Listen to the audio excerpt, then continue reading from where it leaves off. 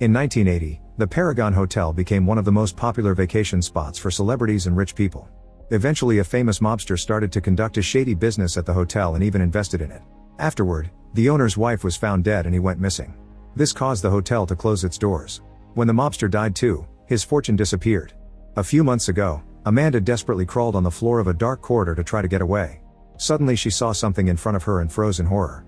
In the present, Diane starts a live stream for her channel The Creepers. She and her boyfriend Rick announce that today's trick will be to jump off a moving train. Their chat cuts to a short clip that shows Diane jumping through the door. A passenger watches in shock and her face is edited as a joke. This was all part of their intro, and now the duo shows the whole process as Cora and Vern show up with a big trash container. The four of them are wearing staff uniforms, so when they walk by security they aren't stopped. Once they're in the train, they open the container so JD can come out with their gear. At that moment a passenger enters their car and Rick tries to tell her that it's closed, but she ignores him. The team decides to ignore her too and uses tools to force the door open. Then they install a metal bar that will keep the door from closing again. After they take off their uniforms, they jump off the moving train, landing perfectly just like they practiced. Now the group is on the rails, so they have to run as fast as possible to avoid getting crushed. They rush to the wall and get out of the way just in time. Once the train is gone, they approach a big gate and try to open it to no avail. Cora jumps to start climbing the gate and wall, using her body cam to record the process. She opens a vent and crosses it to reach the other side, where she can open the gate for her friends.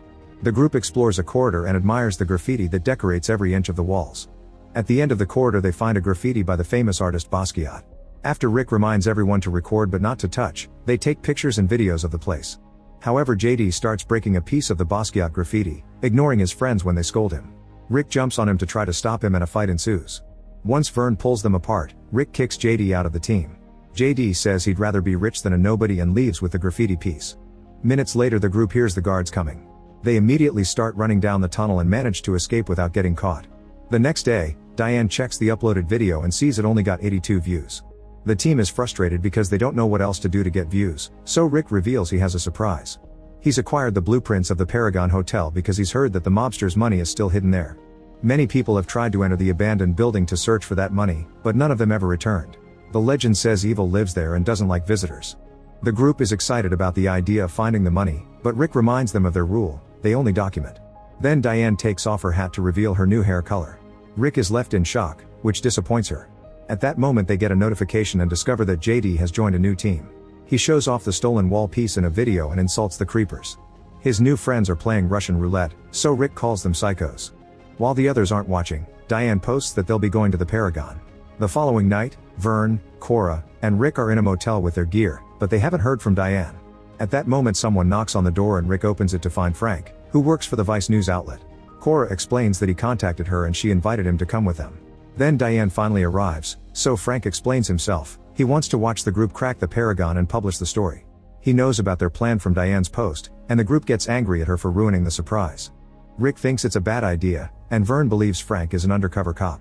However, Diane likes the idea because it may bring the views they need, so they're bringing Frank along. The group leaves the motel, but when they get to their van, they realize they forgot to bring an extra diesel. Frank offers to take them in his car, so everyone ends up squished in the back. After a long drive on the beach, they reach a gate and use a tool to cut the lock. Vern notices that a storm's coming, so Rick says they need to be out of the tunnels before the rain comes. They can't use doors or windows because they've been sealed. They enter the sewage tunnel and put on helmets. After walking for a while, they find the tunnel that will take them into the building, but it's quite small. They have no choice but to crawl through it while dealing with the awful smell. Suddenly they hear a noise and are horrified to see a bunch of rats. They immediately cover their faces and Frank gets on top of Cora to protect her as the rats walk over them. Thankfully the rodents quickly leave the tunnel without anybody getting hurt. Minutes later, they come out of the narrow tunnel and find a sparking power box. The gate they hope to use is blocked by a pile of objects, so Diane decides to look for a different entrance. Cora uses a tool to break the lock and opens the gate anyway, causing the objects to fall. Now there's room to go through, so Cora yells to tell Diane to come back. They don't wait for her, they just cross the gate and finally step into the hotel. The group starts recording and taking pictures, so Rick makes an intro for his video. When he says the hotel's name, some birds suddenly fly off and hit the chandelier, causing it to break and fall. Cora quickly moves to avoid getting crushed as the chandelier crashes to the floor. Meanwhile, Diane finds a different entrance that takes her to a very nice room, where she immediately starts streaming for her followers. She takes the stairs to the ballroom and fools around with the piano. When Rick tries to call her, she rejects it to avoid ruining the video. At that moment she hears a weird noise and assumes it's the rats, so she starts running. She ends up tripping on the stairs and falls, dropping her phone. As she catches her breath, a creepy hand appears behind her. Rick is worried about Diane's disappearance, so he tells his friends to search every room. After he rushes up the stairs, Cora explains to Frank that Rick wants a wife but Diane wants adventure. Rick works in a hardware store and provides the group with gear, so they let him think he's in charge. Then Cora notices Frank's ring and asks about his wife, so he shows her a picture of Amanda. The moment is interrupted by Rick, who tells them to join the search. In the meantime, Vern keeps taking pictures and notices claw marks on the wall. Suddenly he hears a noise and decides to walk away from that area, unaware of the running shadow nearby. When the group reunites, Vern shows them the picture of the claw marks. Rick says they must find Diane and get out of here, so Cora volunteers to look for a master key. Frank wants to go with her but Vern doesn't trust him, so he goes instead. In the lobby, Cora and Vern search the reception desk and find a newspaper clip that tells them about the owner's disappearance and his wife's death. The cops kept the details private, but rumors said that the wife's chest was open and her heart was gone. Meanwhile, Rick and Frank keep searching the corridors and rooms. Frank asks Rick how he met Diane, so he explains it was in an abandoned mental hospital. His story is interrupted when he accidentally steps on a bear trap. Frank immediately removes it, so when Vern and Cora come back, Vern jumps on Frank thinking he was the one to hurt Rick. Frank pushes him against the wall to calm him down. Then he cleans Rick's wound with water and wraps it with tape since they don't have a first aid kit. Cora wants to take Rick to the hospital, but he refuses to leave without Diane. Suddenly they hear Diane's phone, so they follow the noise to the next floor. They discover a huge tree with phones and cameras hanging from the branches. Rick recognizes Diane's phone, so they watch her last video, but when they reach the part where she falls, the phone runs out of battery. Then they hear a strange noise, and Vern reluctantly says they should call the cops. Cora agrees, but Rick and Frank think there's no time to wait for the police. The group keeps moving and Cora hears another noise, so she throws a punch when someone jumps on her. Frank pulls out a gun and points it at the attacker, who turns out to be JD. Suddenly JD's new team comes and hits Frank to bring him down. Max steals Frank's gun while Todd points his own weapon at Rick's group, making everyone get on their knees and forcing them to hand over their phones and gear. Rick accuses them of attacking Diane too, but Todd denies it as he insults her. When Todd asks where the money is, Cora and Rick insult them back. Todd gets closer with the gun and starts describing the awful things he'll do to them if they don't cooperate. Cora keeps insulting them, so Mac tries to hit her, but Vern pushes him back. Mac responds by pointing his gun at him. Then Todd makes Cora stand and puts the gun in her mouth, so Frank says he doesn't know how to use it. Todd drops Cora and points the gun at Frank instead, causing him to confess that he's looking for his wife. When he refuses to say more, Todd threatens Cora again. Frank finally reveals that he isn't a reporter, Amanda is. She went missing a few months ago with her photographer when they were working on a story about the hotel. The cops weren't any help, so Frank needed a way in. Seeing Diane's post gave him hope. Todd doesn't care about missing women and insults them before turning to Cora, who spits on his face. A frustrated Todd pulls out a handkerchief to clean his face and Rick recognizes it as Diane's, so he jumps on Todd to try to take it back. Todd simply pushes him off and claims he didn't know the handkerchief belonged to Diane before offering it to Rick. When Rick grabs it, Todd pushes him over the balcony, and Rick screams as he falls through a very deep hole in the floor. JD calls Todd out for taking things too far, but Todd just slaps him. Then he asks Frank for the location of the money, and when Frank refuses to answer, Todd strikes him too. Frank explains that the money's location was marked on the blueprints, and Rick had the only copy. Todd announces they'll go looking for Rick. When the group returns to the corridor, Cora sees a body on the floor. However, they can't reach it because there's a huge hole in the ground. Since some cables are hanging from the ceiling, Cora jumps to bounce off the wall and reach those cables, then swings to land on the lamps. After a moment of hesitation, she jumps again to grab the next cables and does a full spin to land on the other side of the hole. Cora rushes to the body thinking it's Rick, but it's actually an old skeleton with bugs. Todd announces they'll search somewhere else and shoots the cables to stop Cora from following them. As they walk down the corridor, they hear a crying woman, so they follow the sound into a room. Mac opens a strange wardrobe but only finds clothes. When he turns around, a creepy hand comes out to touch him, so he immediately backs off. A woman then comes out asking for help and Frank recognizes her as Amanda's photographer Beth. Then they hear another weird noise and Beth says it's coming, so everyone is going to die. Rick and Mac put on night vision goggles, turn off the flashlights, and close the curtains before looking around the room, but they don't see anything strange. Suddenly they hear someone getting hit and gagging. When they turn around, they discover a dead JD impaled on the wall with a metal bar in his mouth. In the darkness, something monstrous moves around them. Mac and Todd open fire, but they don't land a single shot and Todd runs out of ammo. Eventually the monster gives up and crawls on the wall to escape through a hole in the ceiling. The group turns on their flashlights again and discover that a stray bullet has killed Beth. Meanwhile, Diane wakes up on a bed in the penthouse's master bedroom. There are candles everywhere and a satanic pentagram on the floor. She runs to the door but can't get it open. At the same time, Cora hears a door being pushed and follows the noise into a very plain room, where the door closes behind her. She's startled by something touching her ankle, only to find Rick hiding under the bed. More strange noises echo in the room, so Cora runs to hide in the closet and Rick stays under the bed. The monster comes in and Cora notices that it looks like a very pale human. It opens the closet and looks inside, but Cora is hanging on the ceiling. When it finally looks up, Rick hits it from behind with a piece of wood. The monster grabs Rick by the neck and Cora takes the chance to run away as Rick is thrown across the room. Soon Cora reaches the elevator and presses all the buttons, but it won't work. The monster reaches through the bars to grab her arm, so Cora struggles to free herself and steps out of reach. Then she pushes a lever to activate the power and now the elevator finally moves. On the next floor, Cora runs through a corridor and tries some doors until she finds an open one. In this room she discovers the security cameras, which show Amanda on a chair and Diane in the master bedroom.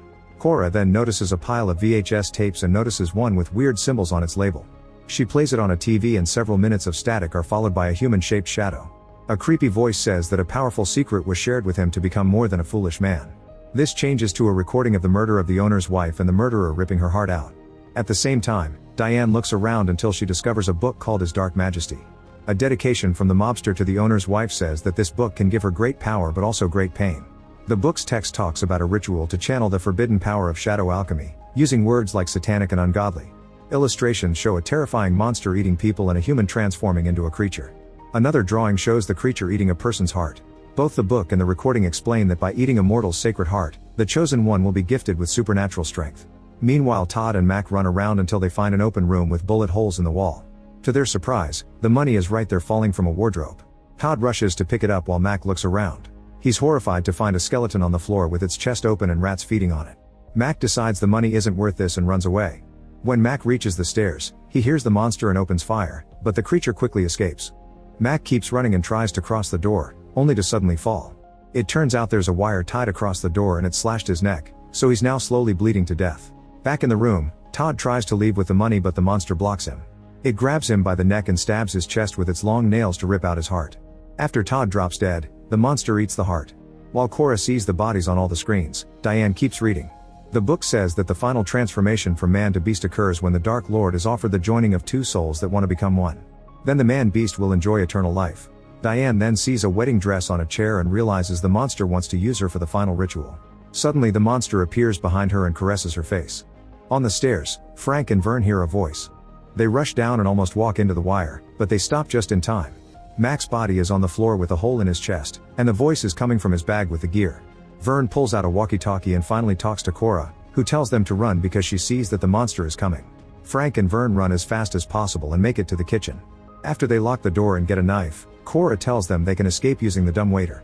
They press the button but it isn't working, so they'll have to move it manually. Vern gets in first and starts pulling the rope so the dumbwaiter moves up. After lots of effort he reaches the top floor and Cora helps him get out. Now Frank has to pull the ropes to bring the dumbwaiter back. As the monster starts pounding on the door, Frank gets in the dumbwaiter and pulls the ropes again to go up. At that moment the monster finally bursts in, so Frank tries to move faster. When he looks down through the hole in the dumbwaiter, he discovers that the monster is climbing the tunnel. As the creature puts its hands inside the dumbwaiter, Frank tells Vern to cut the ropes and he jumps out. The dumbwaiter quickly goes down, dragging the monster with it. Afterward Vern uses the walkie-talkie to call Frank, who confirms he's fine because he's jumped to another floor. They agree to meet in the penthouse, but first Frank goes back to the tree and gets Amanda's phone, which has their initials on the back because it was a gift from him. Cora tells him the right room number and Frank kicks a door open to find Amanda on a chair with a hole in her chest. He gives her a kiss and covers her with his jacket before leaving. Then Frank meets with Vern and Cora, who tell him where Diane is. They're also shocked to see that the monster is still alive, so Frank volunteers to rescue Diane. In the master bedroom, Diane has put on the dress and comes closer to the monster pretending to be friendly. Once it's distracted, she hits it with the book and runs away, so the monster chases her. In the corridor, Frank is trying to find the right door to no avail. When he hears Diane screaming, he follows the noise and finds the monster dragging Diane by the hair. Frank runs toward them and tackles the monster, sending them both over the balcony. The creature ends up impaled on a tree branch while Frank crashes on the floor. This kills them both. Then Diane gets the walkie-talkie and asks Cora about Rick, so she tells her what happened and gives her the room number. Diane immediately runs to that room and finds Rick on the floor. She cries in grief thinking he's dead, but thankfully he wakes up and the four friends get to reunite. Sometime later the creepers are all over the news for finding the money, and they inspire people to get into urban exploration. Their video about the hotel gets 100 million views and even famous people leave comments. For their next trip, Cora dyes her hair blonde. Rick opens a bag and reveals he's stolen a small amount of the money, saying a little bit won't hurt the code. Make sure to subscribe and turn on notifications so you can watch more videos like this. Thanks for watching.